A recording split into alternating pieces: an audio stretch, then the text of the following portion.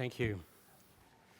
We've heard a lot today about balance. We've heard about compassion. We've heard about intent. We've heard lots of different approaches to various problems that people might face. My perspective is slightly different. I come from a very different background, even though my name is Dowsett. I don't really consider myself a dowser, although I do use dowsing as a teaching tool to help people focus and bring their awareness into the moment. When I started energy work a little over 20 years ago, I was taught to use different devices in the house, in the environment, to change the energy. They were very complex, took a long time to manufacture, and of course the whole process became quite expensive. After only a few weeks of doing that, I was introduced to an astrologer, a friend of a friend, who gave me a reading for the coming year, telling me how important this balance work was for my own path. And then she turned around to me and she said, "And you're doing this with your mind, are you?" And I thought, oh, she's lost the plot. I was using the devices. I come from a reasonably conservative background, and to get me using a pendulum took an awful lot, because most of the people I knew who used pendulums were seriously weird. And because I wasn't weird, I couldn't use a pendulum. And for 3 months I hung on to that belief until I was shown a different approach. But to use a pendulum was about as far as I was prepared to go. To use my mind to change the energy was something I was not prepared to do. Of course, the universe has got its own agenda, and pretty soon I was shown that indeed I was using my mind when I worked for clients, and I hadn't done any of the cures. I just went in to do a survey, and I went home, and that evening the client rang me up and she said, "Thank you very much, the house feels great." And so then I remembered, of course, the astrologer, and that set me out on a journey of very much of self-discovery, because I needed to find out, well, if something's happening, what is happening? And that's led me here today. It took me 20 years to get here. So using the mind, I really wasn't sure what was happening. When I go into a space, I would look around and work with the energy, just doing a survey. And then I'd get home and I'd have to go through all of the process of trying to work out what change was required. And I kept coming up with no change, so something was happening. And that's where I suppose I diverged from my original teachings, because I found that the devices, even though they seemed to work, required me to both assume positive and negative energies, good and bad for the client, what needed changing, and then an even greater assumption that I knew what to do about it. And the more I've been practicing this, the more I realise that I haven't got a clue. Which of course means that no one else has either, but I can't say that in here. We believe we know what we're doing because we subscribe to certain patterns that are introduced to us that we have an affinity for in our lives. We change because of who we are.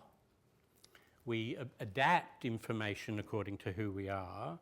We give energy. We focus our attention on information or ways of dealing with information that is based upon who we've become. And so I took some steps back from that. I really wasn't too sure that what I was doing was actually helping the environment or causing more chaos. I was coming from a point of judgment. I was coming from my own personality, my perceptions of right and wrong, good and bad. But they didn't sit very well with me. Underlying all of my energy work is an understanding, an intuitive understanding of the teachings of the Buddha, which basically is non-attachment, non-identification. Simon's written a great book down the back there, and I read the list, and it's all there. Very, very good, very clearly put. It's about not doing, it's about being available. But how does one become available to change the energy in a space? Particularly when the person who wants to become available, blood cells look like that. This is some research we did in Canada a few years ago. We took some samples, blood samples of various people before I did any work. Now, I don't actually do any work anymore. When people ask me what I do, I say as little as possible. It's not very clear up here, but basically this guy's blood cells are in chaos. There's a lot of bacteria in the cells, which is shown up with these highlights here. We didn't do this to diagnose what was wrong with the guy, although we knew he had problems with the liver, but the blood is lacking in an awful lot of energy. It's very sticky, and cells aren't very clear. He was on a lot of pain medication. He had a lot of problems with his liver. He wasn't feeling too good. Everybody we sampled was similar to this. Everybody was in chaos. Their blood is simply a reflection of the internal chaos that they're in. If that person is in chaos, then how can they expect to create harmony? When they show up, all they do is create chaos. And this is happening, of course, subconsciously. We're not aware that we do this. We're not aware that we're in chaos. We're not aware that we set up situations that actually feed the chaos. Because this every day is repeating itself. It's not just a random event of chaos. This chaos will continue to unfold. So something is telling this guy's system to reproduce itself in a chaotic manner. We're all doing that. This person would be quite at home in a chaotic environment, but it's relative to the individual. Some individuals, of course, wouldn't be able to live in that environment. It's not their sort of chaos. Different people, as you've already heard, have different reactions to energy. It's a very subjective thing. I was teaching in Germany a few years ago, and we discovered some earth energy, quite a powerful, very positive spot. 80% of the people in the audience stood on that. They didn't want to leave. It's very nice, I'll stay here. The other few people who came and stood on that spot were there for a few seconds before they felt nauseous and had to get off. They were finding it very uncomfortable. So their chaos was slightly different to the other person's chaos. So balance, which is what we're talking about, what you're trying to bring back in between a client and their environment, is very subjective. It's relative to the individual. What I found in my early days of space clearing was that no matter what you did to the environment, after 3 weeks, chaos returns. Where did that come from? Are you not a very good practitioner? Or is there something else happening? And of course, what I found happening was the client. The client was in chaos. The client cannot live, even though we've created an opportunity for them, which was through whatever process you choose to adopt. Even though we've created an opportunity for them to step into a more peaceful, harmonic state, they're not able to do it. And they're not able to do it because of their conditioning, whether that's ancestral information that they carry, i.e. charge from parents, from ancestors that they're still working out unconsciously for the most part, whether it's their social conditioning in the early years of childhood, which created then the foundation on a cellular level for your experience for life. It doesn't really matter. The fact is that a lot of people are unable to change because on a cellular level there's no room for change. You can create the opportunity, you can open the door for change, but you can't make the people go through it. And so this person will be quite happy in chaos. But when that balance starts to shift, of course, that's when they seek either a Feng Shui consultant, some space clearing, or they'll seek some other medical assistance, whether that's allopathic or naturopathic, to try and redress the imbalance. But it's only when that person goes out of balance with their environment would they notice a problem. Unfortunately, I suspect, majority of people on the planet's blood looks something like this. So the collective is in chaos. So how can the collective create harmony? I don't think that's possible. As within, so without. There's nothing new in this stuff. This is just some blood samples that we've discovered recently that demonstrate this.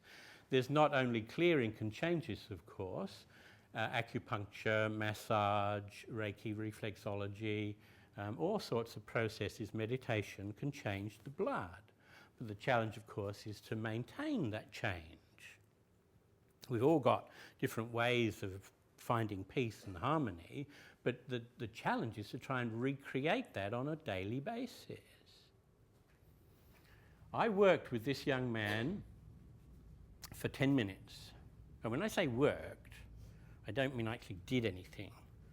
I stood with my hand on the outside of his body near the liver for 10 minutes. I might have yawned once or twice. And my nose might have run, my eyes might have watered. All classical symptoms in Qigong of the body detoxing. So you might have thought when you were yawning in somebody else's company that they were boring you. And if the person said, "Oh, am I boring you?" Now you can say, "No, I'm clearing your negativity."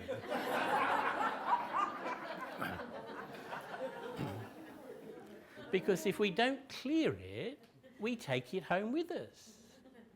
You go to a supermarket, you take a lot more home than your groceries, which is why you get so tired. It's the energy that we attract because of who we are that wears us out. This is a resistance to information. Basically, we're all in some degree of resistance to the flow of information. Not information that we hear, although we have enough resistance to that, but energetic information that passes through the body. We have resistance. When we have resistance, we get tired. If we don't have resistance, we can't get tired. And so it's changing this system so that when we put this system into an environment, if we're clearing it, we're not going to be affected subconsciously by the energy we pick up. Or if you're a body worker, you don't want to take home the client's problems, get home exhausted. I used to do that when I thought I was doing something. I'd take all this garbage from all these other people I worked for. After 3 months, I've aged 50 years. I'm carrying all this other people's crap around with me. When I realised what I was doing, of course, I stopped it. No more sympathy. Don't come to me for sympathy because you're not going to get any. Compassion is something else. Coherence of the heart is something else, because that will allow change. And that has been my journey, very much, to bring myself into balance. If there's any work to be done between me and the client, me and the environment, I have to do it on me. Because if I'm not going to do anything, if I don't want to have to judge right or wrong, good or bad, and I see everything just as energy, just as information, getting stuck, if I want to change that, I have to change me. I have to bring this system into coherence, this is into balance, this system into peace.